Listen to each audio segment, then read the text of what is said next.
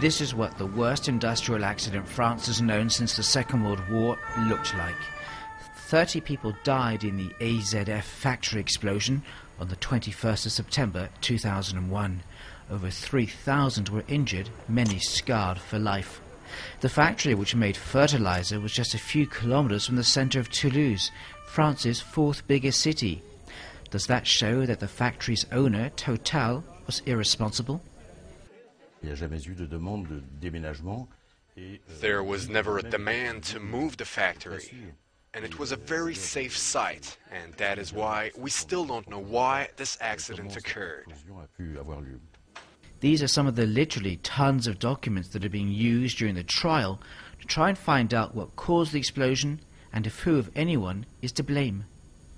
Total has spent around €2 billion to compensate those injured in the explosion or who suffered structural damage to their homes. But some plaintiffs, like Jean-Pierre Rossi, say they've been overlooked.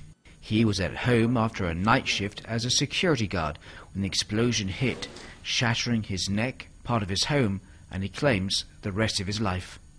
I can no longer work. I haven't been compensated since the accident, and I barely have enough to buy food. I'm told that I'm physically unable to work, but that it's not because of the explosion, and I can't accept that. More than 50 lawyers are representing hundreds of victims at this trial that is expected to last at least 3 months. The human, moral, psychological damage inflicted on my client's life have not been repaired to this day. The problem is that maybe he will never recover psychologically because the trauma was so deep. The AZF factory closed for good. The site is now being rebuilt as a cutting-edge medical research center. After the explosion, there were calls nationwide for all potentially dangerous factories to be moved away from built-up areas. But 8 years on, that call has waned due to the cost and lack of cooperation.